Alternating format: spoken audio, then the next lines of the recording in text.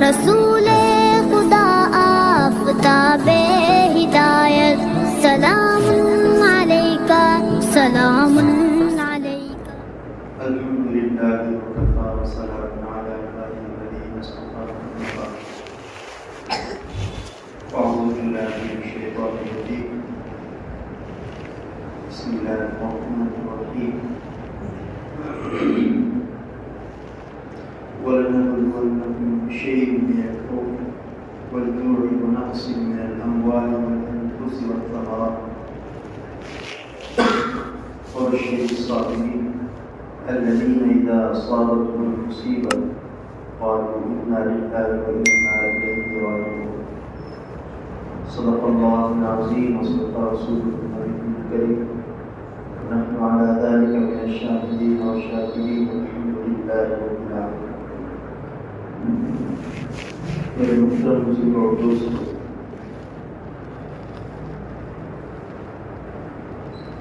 اللہ رب العزت نے مجھے اور آپ کو ایمان والا بنا کر دنیا کے اندر بھیجا ہے۔ مجھے اور آپ کو اللہ کے نبی صلی اللہ علیہ وسلم کی امت میں پیدا فرما کر بھیجا ہے۔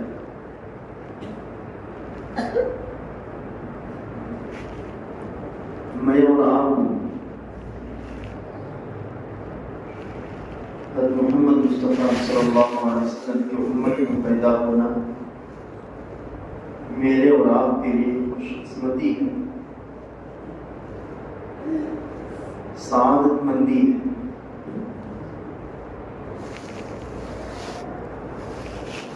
جہاں اللہ کے صلی اللہ علیہ وسلم نے اور اللہ نے اس امت کی فضیلت، بلندی، اس امت کی رفعت بیان کیا ہے، اور اللہ کے نبی نے اپنے احادیث میں بیان کیے ہیں، وہیں اللہ نے مومن کامل نہ ہونے کی وجہ سے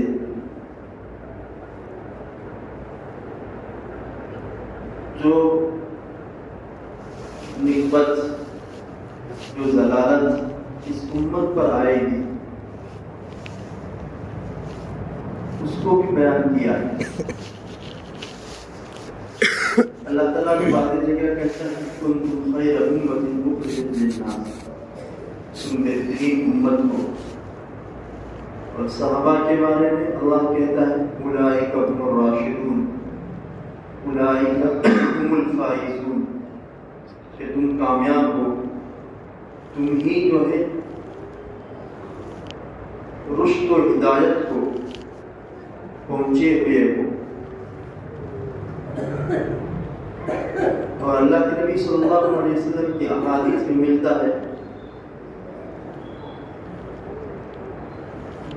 کہ میری امت جو ہے جب تک ایمان پر، آخرت پر، اللہ پر سچا پکا ایمان اور عقیدے کے ساتھ زندگی گزارے گی، دنیا کی کوئی قوم اسے نیچا نہیں کر سکتی۔ لیکن جب یہ امت ضلالت و گمراہی کے اندر مبتلا ہو جائے گی، اللہ سے دوری پیدا کر لے گی، حضور صلی اللہ علیہ وسلم کی سنتوں پر عمل کرنا چھوڑ دے گی، تو دنیا والے اسے زیر کرنے کے لیے دنیا بھر کے بڑے بڑے پلان کریں گے، بڑے بڑے ہتھ کنڈے اپنائیں گے۔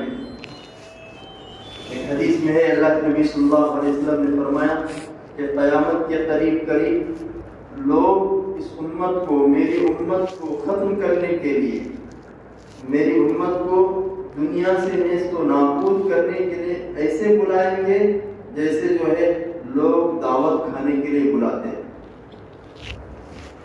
لوگ کہتے ہیں آ جاؤ بھائی دعوت ہے کھانا کھا لو، آ جاؤ بھائی دعوت ہے کھانا کھا لو، دعوت دیتے ہیں کھانا کھانے کی۔ اس طرح دنیا بھر کی اقوام، دنیا بھر کی قومیں مسلمانوں کو ختم کرنے کے لیے دنیا بھر کے لوگوں کو دعوت دیں۔ آج دیکھ رہے ہیں کوئی بھی قوم ایسی نہیں جو مسلمانوں کے خلاف کھڑی نہ ہو، کوئی بھی قوم ایسی نہ ہو جو توحید والوں کو، ایمان والوں کو زیر کرنے کے لیے، ختم کرنے کے لیے اپنی سازشیں، اپنے پلان کیے ہوئے نہ ہوں۔ مشرک دیکھو، دنیا کی قومیں دیکھو، ایک ایک قوم کا نام آپ لیجیے، حتیٰ کہ قرآن جو ہے عیسائیوں اور یہودیوں کے بارے میں کہتا ہے وقالت اليهود ليست النصارى على شيء وقالت النصارى ليست اليهود على شيء۔ یہودی کہتے ہیں کہ عیسائی حق پر نہیں ہے، یہ کوئی چیز ہے ہی نہیں ہے، اور عیسائی کہتے ہیں یہودی کوئی چیز ہے ہی نہیں ہے، ان کی مضبوط جڑ ہے ہی نہیں ہے۔ اتنی خطرناک دشمنی قرآن اس کو بیان کرتا ہے، اتنی خطرناک نفرت ہے۔ عیسائی یہودیوں سے کرتے ہیں، یہودی عیسائیوں سے کرتے ہیں، حالانکہ یہودیوں کی بھی جو ہے وہ نبی گزرے ہیں، عیسائیوں کی بھی نبی گزرے ہیں جس کو مانتے ہیں، ان کو بھی کتاب دی گئی، ان کو بھی کتاب دی گئی۔ یہ عیسیٰ علیہ السلام کو مانتے ہیں عیسائی، موسیٰ علیہ السلام کو مانتے ہیں یہودی، اور ان کو جو ہے اپنا نبی اور نبی تسلیم کرتے ہیں، اور واقعتاً ہے بھی ایسا، لیکن ان کے اندر اتنی خطرناک نفرت ہے۔ عیسائیوں کا عقیدہ ہے کہ ہمارے نبی عیسیٰ علیہ السلام کو یہودیوں نے قتل کیا، یہودیوں نے سازش کی تھی عیسیٰ علیہ السلام کو شہید کرنے کی، اور جس وقت اس جگہ پہ لے جا کر عیسیٰ علیہ السلام کو سولی دینا چاہتے تھے، اللہ تعالیٰ نے فرشتوں کے ذریعے سے عین اسی وقت عیسیٰ علیہ السلام کو آسمانوں پر اٹھا دیا، فَرَفَعَهُ اللَّهُ إِلَيْهِ۔ قرآن کہتا ہے کہ عیسیٰ کو ہم نے اٹھا لیا ہے آسمانوں کے اندر، اور عیسائیوں کا عقیدہ ہے کہ نہیں، یہودیوں نے ہمارے نبی عیسیٰ علیہ السلام کو قتل کیا ہے، شہید کیا ہے، اور ہمارا مسلمانوں کا ایمان اور اعتقاد ہے کہ نہیں، عیسیٰ علیہ السلام قتل اور شہید نہیں کیے گئے ہیں، بلکہ اللہ تعالیٰ نے آسمانوں پہ اٹھا لیا ہے۔ آخری زمانے میں قیامت کے قریب اللہ تعالیٰ اس امت میں کا ایک امتی بنا کر جو ہے امام بنا کر دنیا کے اندر بھیجیں گے۔ جس وقت مہدی علیہ السلام دنیا کے اندر تشریف لائیں گے، اسی وقت عیسیٰ علیہ السلام کو اللہ تعالیٰ جو ہے دمشق کی جامع مسجد کے اندر جو ہے اتارے گا۔ یہ قیامت کے آثار ہے، تو اس کو آئندہ بیان کروں گا میں۔ تو میں یہ کہنا چاہتا ہوں کہ یہودیوں کی اور عیسائیوں کی جو دشمنی ہے وہ اتنی خطرناک ہے، لیکن پھر بھی مسلمانوں کو مقابلے میں لانے کے لیے، مسلمانوں کو زیر کرنے کے لیے، ختم کرنے کے لیے ایک ہو گئے۔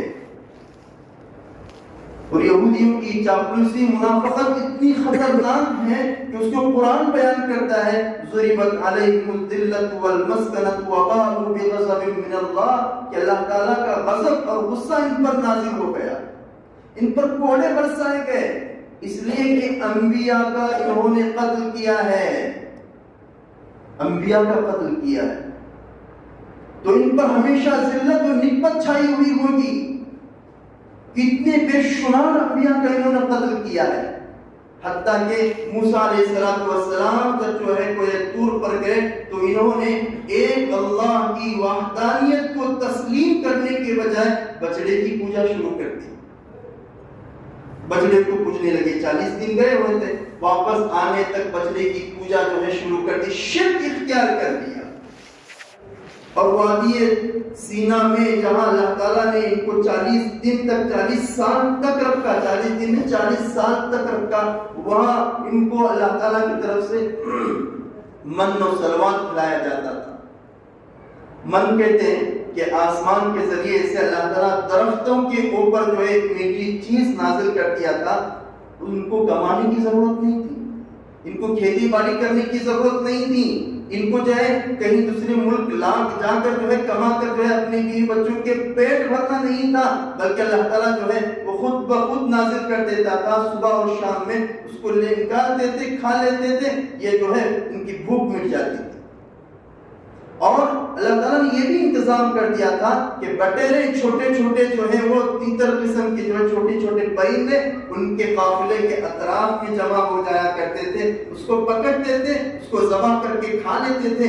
اللہ تعالیٰ نے ایسا انتظام کیا تھا یہودیوں کے لیے، لیکن یہ بے بس اور ناچار قوم، منافق قوم کہاں اس کو برداشت کر سکتی؟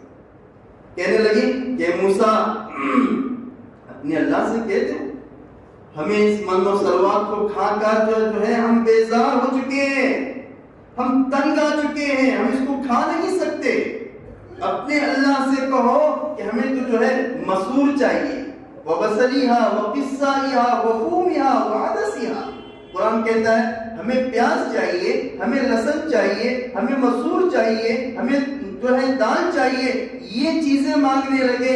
جب یہ چیزیں مانگنے لگے اللہ تعالیٰ نے کہا ضُرِبَتْ عَلَيْهِمُ الذِّلَّةُ وَالْمَسْكَنَةُ کہ ہم نے ان پر ذلت اور مسکنت ڈال دی، یہ جہاں بھی جائیں گے ان کے اوپر ذلت ہی ذلت ہوگی۔ اللہ تعالیٰ نے ایسی ذلت ڈال دی کہ جس وقت یہ فلسطین کے اندر تھے،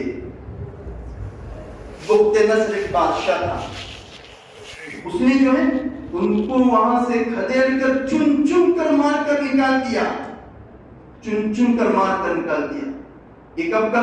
اللہ کے نبی صلی اللہ علیہ وسلم کے مبعوث ہونے سے کئی 100 سال پہلے کا واقعہ ہے۔ بخت نصر فلسطین کا جو علاقہ تھا اس کا نام اس وقت الگ تھا، اس نے نکال دیا یہودیوں کو۔ کیوں؟ اللہ کی ذلت آ گئی تھی ان کے اوپر۔ اب یہ وہاں سے نکل کر مدینہ کا جو یثرب علاقہ تھا، ابھی تک مدینہ نام پڑا ہوا نہیں تھا، اللہ کے نبی ابھی تک مدینہ کے اندر آئے ہوئے نہیں تھے ہجرت کر کے، اب وہاں آ کر خیبر کے علاقے میں بسنے لگے۔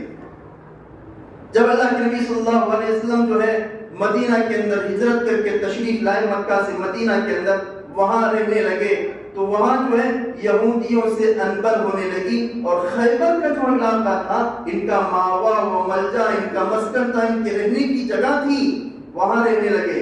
جب اللہ کے نبی صلی اللہ علیہ وسلم نے ان سے جو کچھ معاہدے کیے، لیکن انہوں نے معاہدے کو برقرار نہیں رکھا۔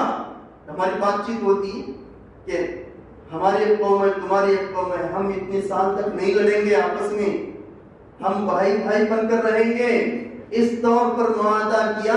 لیکن یہ منافق قوم اللہ کے نبی صلی اللہ علیہ وسلم کے ساتھ منافقت ہی کرتی رہی۔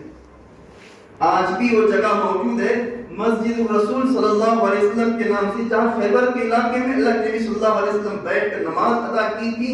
وہاں پہاڑ کے اوپر سے پتھر گرا کر اللہ کے نبی صلی اللہ علیہ وسلم کو شہید کرنا چاہتے تھے۔ جبرائیل آ کر کہہ رہے ہیں کہ یا رسول اللہ آپ یہاں سے ہٹ جاؤ، یہ ذلت اور نکبت والی قوم آپ کو ہلاک کرنا چاہتی ہے، اتنی خطرناک قوم۔ جب یہ ہونا تھا اللہ کے نبی صلی اللہ علیہ وسلم کے زمانے میں ان سے جنگ ہوئی، وہی جنگ بنو قریظہ بنو نذیر کے نام سے ان سے جو ہے معاہدے۔ پھر حضرت عمر رضی اللہ عنہ کا زمانہ آیا 627 عیسوی کا۔ 627 عیسوی میں حضرت عمر رضی اللہ عنہ نے ان کو کھدیڑ کر یہاں سے نکال کر جو ہے بھگا دیا، اور کب تک؟ 1919 تک، 1500 سال تک گھومتے رہے دنیا بھر کے ممالک، 18 یا 20 ممالک تک جو ہے یہودی گھومتے رہے۔ کبھی فرانس جاتے ہیں، کبھی جو ہے وہ جرمنی جاتے ہیں، کبھی اٹلی جاتے ہیں، کہیں فلاں دیش کو، کبھی فلاں دیش کو، کبھی یوروپ کو، کبھی انگلینڈ کو جا جا کر بستے رہے، کہیں 25 سال، کبھی 90 سال، کبھی 50 سال تک رہتے رہے۔ لیکن یہ ظالم ہو جو ہے ذلت والے قوم، کسی نے کسی قوم نے اس کو برداشت نہیں کیا۔ آخر میں جب 1900 صدی آتی ہے، جرمنی کے اندر جا کر بستے ہیں، تو اس وقت کا پورا واقعہ آج بھی جو ہے یوٹیوب کے اندر، آج بھی جو ہے گوگل کا آپ سرچ کر دیں گے تو ہٹلر نے جو ان پر ظلم کیا ہے، وہ جو ہے اتنا خطرناک ظلم تھا کہ دنیا آج تک یاد رکھی ہوئی۔ دنیا والے کہتے تھے کہ ہٹلر نے، وہ عیسائی تھا، ہٹلر نے یہودیوں پر اتنا بڑا ظلم کیوں کیا؟ وہ کہتا تھا کہ اس لیے میں نے کیا ہے کہ اتنی خطرناک نیچ قوم ہے کہ دنیا میں ایسی قوم آج تک پیدا ہی نہیں ہوئی۔ پھر جو ہے 1900 صدی کے اندر چلتے رہے، جب جو ہے پوری دنیا گھوم کر جو ہے جرمنی کے اندر بسے، تو اقوام متحدہ ایک تنظیم ہے پوری دنیا کی جسے ورلڈ ٹریڈ سینٹر کہتے ہیں، کہ پوری دنیا کے نمائندے اور وہاں کے جو منسٹر ہوتے ہیں وہ بیٹھ کر جو مشورہ کرتے ہیں کہ بھائی ہمارا ملک تمہارے ملک کے ساتھ کیسا رہے گا، فلاں ملک کے ساتھ کیسا رہے گا، تمہارا اور ہمارا معاہدہ ہوگا۔ اب 1947 کے اندر آتے آتے جس وقت ہمارا ملک آزاد ہو رہا ہے، اس وقت میں وہاں بیٹھ کر جو ہے پارلیمنٹ کے اندر، امریکہ کے اندر بیٹھ کر جو ہے یہ قرارداد پیش کی جا رہی ہے کہ یہودیوں کا بھی ایک ملک ہونا چاہیے۔ وہ کون سا ہونا چاہیے؟ سب سے پہلے پخت نسل نے ان کو فلسطین سے جو بھگایا تھا، ان کا یہی ایک ملک ہونا چاہیے۔ اس کا نام رکھ دیا گیا اسرائیل کے نام سے۔ 1948 کے اندر اس کا نام رکھ دیا گیا اور یہ کہا گیا کہ فلسطین کے اندر جو عربی مسلمان ہیں ان کا ایک الگ ملک ہونا چاہیے اور اس کا جو کیپٹل ہوگا وہ فلسطین ہوگا، وہ بیت المقدس شہر ہوگا، اور یہودیوں کا ایک نام ہوگا وہ اسرائیل ہوگا، اس کا جو کیپٹل ہوگا وہ تل ابیب ہوگا۔ اس طریقے سے بٹوارا کر دیا گیا، لیکن مسلمان اس سے خوش نہیں تھے۔ کیوں؟ 57% جو زمین تھی وہ یہودیوں کو دی جا رہی تھی اور باقی جو 43% جو زمین تھی وہ عربی فلسطینی مسلمانوں کو دیا جا رہا تھا۔ مسلمان بھی ناخوش تھے اور یہودی بھی ناخوش تھے، اس لیے کہ وہ کہتے تھے کہ فلسطین کی پوری زمین ہماری ہے، لیکن مسلمان برداشت کرتے رہے اور اس کو سہتے رہے اور آتے 92 کے اندر مستقل طور پر یہودیوں نے جو اسرائیل ملک بنایا تھا، مسلمانوں کو دھکا دے کر صرف 22% پر لا کر رکھ دیا اور آج وہ غزہ پٹی کے حساب سے جو ہے اسی ایک ایرے کے اندر جو ہے 32 لاکھ مسلمان جو ہے چھوٹے سے ایرے کے اندر موجود ہیں۔ اور آج کل جو ہے چل رہا ہے کہ مسلمانوں کو وہاں کی زمین تنگ کر دی گئی، کیا مسلمان یہیں نہیں رہ سکتے؟ اور اللہ کے نبی صلی اللہ علیہ وسلم کی حدیث ہے کہ قیامت تک ایک جماعت ایسی ہوگی جو قیامت تک جو ہے لڑتی رہے گی اور ان کے پاس کوئی چیز نہیں ہوگی، کوئی ایٹمی طاقت نہیں ہوگی، کوئی بم نہیں ہوگا، کوئی ہتھیار نہیں ہوگا، وہ پتھروں سے لڑتے ہوئے ہوں گے۔ اور آج دیکھ رہے ہیں مسلمانوں کو ایمان کے نام پر مارا جا رہا ہے، مسلمانوں کو ایمان کے نام پر ستایا جا رہا ہے۔ یہ کیوں ہوا؟ یہ اسی لیے ہوا کہ دوستو بزرگوں، ایک تو جو ہے یہ یہودی قوم نیچ قوم ہے، دوسری تو جو ہے ہم نے جو اسباب مجھے اور آپ کو وہاں کے رہنے والے مسلمانوں کو اختیار کرنا چاہیے تھا نہیں کیے۔ کیا کیا؟ جس وقت وہاں یہودی آ کر رہنے لگے صرف 12% یہودی تھے اور شروع میں 8% تھے، اور مسلمان جو عربی مسلمان تھے فلسطین کے علاقے کے، انہوں نے کیا کیا؟ آ رہے ہیں تو 5 لاکھ کی زمین تھی، تو سامنے سے آ کر کوئی یہودی کہتا کہ بھائی میں اس زمین کو خریدنا چاہتا ہوں، مسلمان کہتا 5 لاکھ کو لے لو، یہودی کہتا 5 لاکھ کو نہیں لیتا، میں 15 لاکھ میں لیتا، 15 لاکھ کو دے دیتے تھے اور خوشی خوشی دے دیتے تھے۔ ہوا ایسا کہ 30-35 سال کے عرصے کے اندر جو ہے آدھی سے زیادہ فلسطین کی زمین کو یہودیوں نے خرید لیا۔ اور اس وقت کے علماء نے یہ کہا کہ بھائی ہمارے خاص کر کے علماء دیوبند میں سے حضرت مولانا اشرف علی تھانوی صاحب نور اللہ مرقدہ نے کہا تھا کہ بھائی عربی فلسطینی بھائیوں کو، مسلمانوں کو یہ مسلمانوں کی زمینوں کو یہودیوں کو بیچنا ناجائز ہے، حرام ہے، لیکن کوئی سننے کے لیے تیار نہیں۔ اسی لیے ایک قانون ہے، ضابطہ ہے، جو قوم اپنی زمین کو بیچتی ہے اس کا کوئی پائیدار نہیں ہوتا، اس کی کوئی مضبوط زمین ہی نہیں ہوتی۔ میرے باپ دادا کی آستی ہے 50 ایکڑ جنگل، میں اس میں سے 25 ایکڑ بیچا، بھی میرے بچے آر میں 25 ایکڑ بیچے، کہتا ہے ایک ہی پلاٹ بچے، 25 جنے میرے۔ یہ سب سے بڑی غلطی ہے، جہاں کے لوگ اپنی زمینوں کو بیچتے ہیں ان کا کہیں ٹھکانہ نہیں ہوتا ہے۔ فلسطینی مسلمانوں نے یہی کیا کہ اپنی زمینوں کو ان کی زمینوں کو یہودیوں نے تگنی دگنی چوگنی رقم دے کر خرید دیا، جہاں جو ہے یہ سمٹتے چھوٹے سے ایریے کے اندر آ گئے۔ اب کیا ہماری زمین کو واپس دے دو کہنے لگے فلسطینی مسلمان، یہودی کہنے لگے ہم کہاں سے دیں، ہم نے تمہاری زمینوں کو خرید دیا ہے۔ عربی فلسطینی مسلمان کہنے لگے کہ ہماری مذہبی میراث ہے، یہاں انبیاء علیہ السلام کے مقبرے ہیں، یہاں انبیاء علیہ السلام کی قبریں ہیں، یہاں بیت المقدس ہے، یہاں قبۃ الصخرہ ہے، یہاں جو ہے بڑا تاریخی علاقہ ہے اسلام کے نام پر، جو ہے بہت بڑا جو ہے میراث ہے، اس کو جو ہے واپس دے دو، اب نہیں دیں گے۔ اسی لیے جو ہے آج کل جو ہے جنگ چل رہی ہے، یہودی چاہتے ہیں کہ چھوٹا سا جو ایریا غزہ پٹی کا بچا ہوا ہے، جہاں جو ہے حماس ایک تحریکی تنظیم وہاں رہتی ہے، وہاں اس تحریک کو ختم کر کے پورے علاقے کو جو ہے اپنے قبضے میں لینا چاہتی ہے۔ اب ایک چھوٹی سی تحریک اس کا مقابلہ کر رہی ہے۔ 6 اکتوبر 2023 کو جو ہوا آپ جانتے ہیں، مجھے کہنے کے لیے آسان ہے، آپ کو سننے کے لیے آسان ہے، ایسا ظلم ہوا ہے کہ 24-25 گھنٹوں کے اندر بچوں کو شہید کر دیا گیا، عورتوں کو شہید کر دیا گیا، نوجوانوں کو شہید کر دیا گیا۔ لیکن ان کے ایمان کو مجھے اور آپ کو سلام کرنا چاہیے کہ کتنا مضبوط ایمان ہے ان فلسطینی مسلمانوں کا، لڑ رہے ہیں اللہ کے لیے اور کہتے ہیں کہ زمین ہماری ہے، ہم مر جائیں گے لیکن زمین حوالے نہیں کر دیں گے۔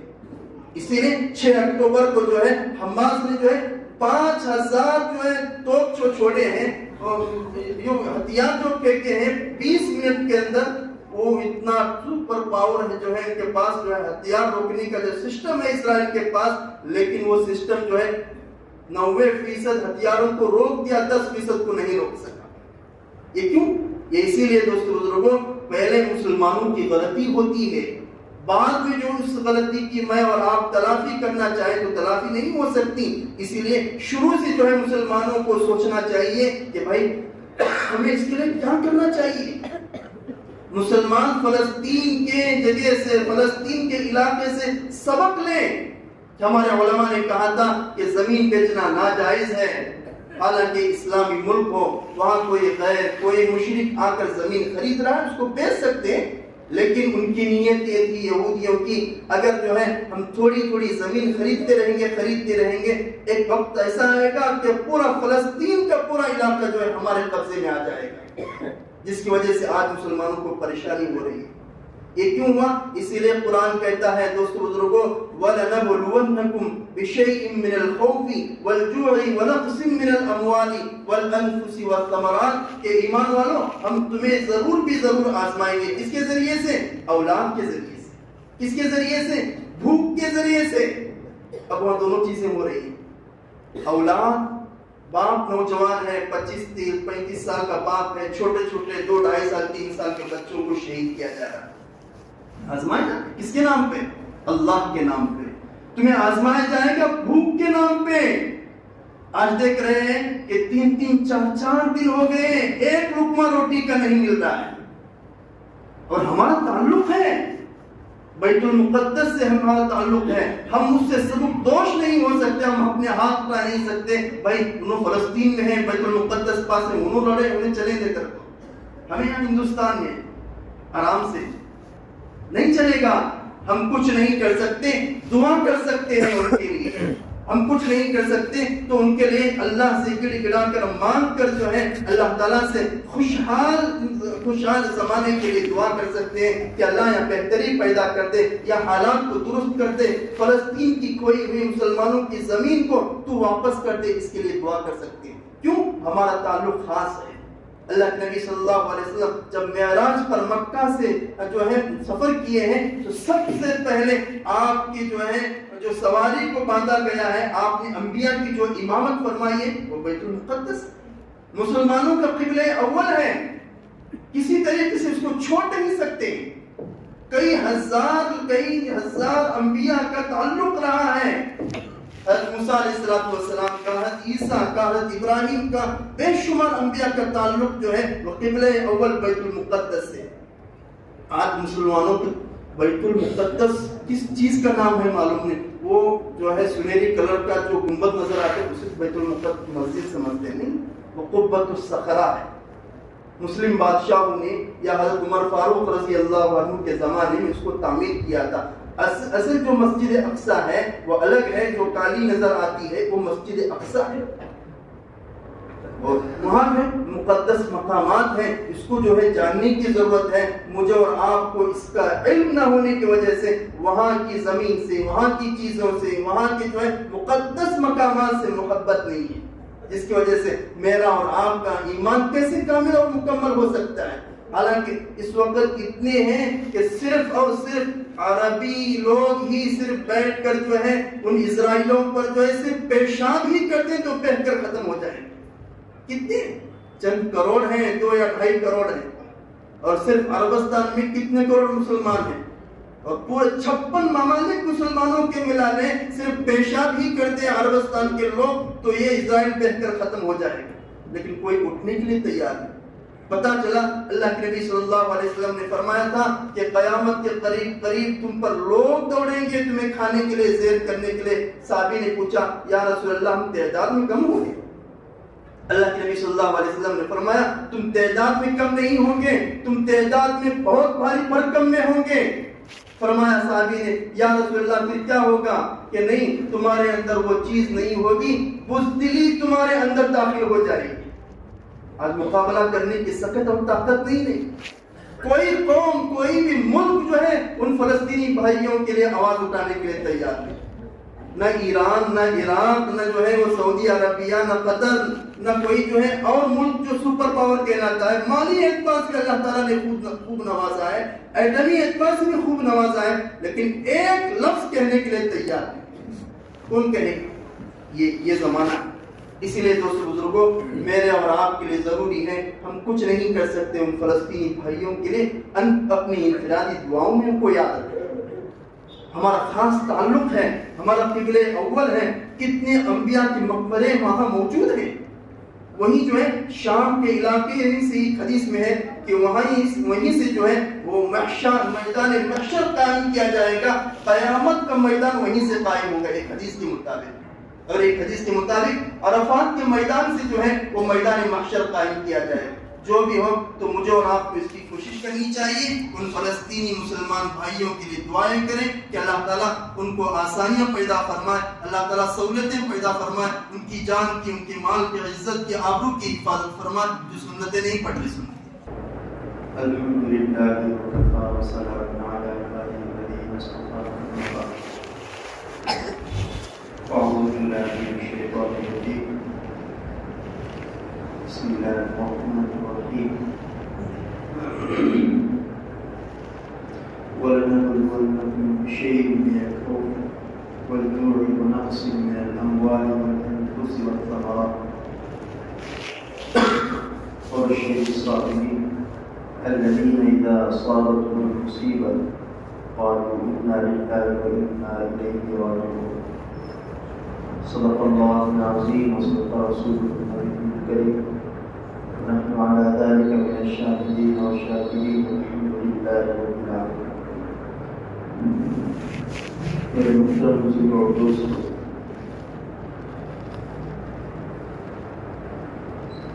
اللہ رب العزت نے مجھے اور آپ کو ایمان والا بنا کر دنیا کے اندر بھیجا ہے. مجھے اور آپ کو اللہ کے نبی صلی اللہ علیہ وسلم کی امت میں پیدا فرما کر بھیجا ہے.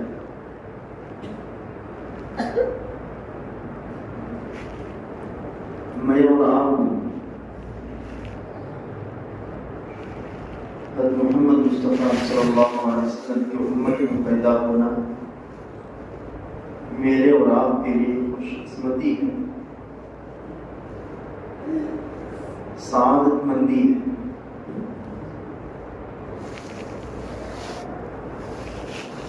جہاں اللہ کے صلی اللہ علیہ وسلم نے اور اللہ نے اس امت کی فضیلت، بلندی، اس امت کی رفعت بیان کیا ہے، اللہ کے نبی نے اپنے احادیث میں بیان کیے ہیں، وہیں اللہ نے مومن کامل نہ ہونے کی وجہ سے